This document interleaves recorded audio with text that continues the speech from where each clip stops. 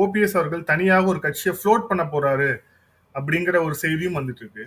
S, அதனால தான் சொன்னேன். ஏன்னா இப்பதான் நான் சொல்லி முடிக்கிறேன், அவருக்கு தனியா ஒரு கட்சியும் கிடையாது, ஒன்றும் கிடையாது, தனிநபரா இருக்கிறார் அப்படின்ட்டு.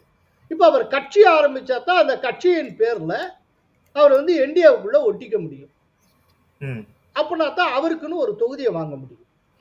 ஆனா ஒண்ணு, அவர் தனியா கட்சி ஆரம்பிச்சுட்டாருன்னா இனிமே அதிமுகவுக்கு வருவேன் அப்படின்னு சொல்ல முடியாது. டிடிவி தினகரன் எப்படி அந்த கோரிக்கை விட்டாரு, இனிமே அதிமுகவை மறந்துட வேண்டியதுதான்.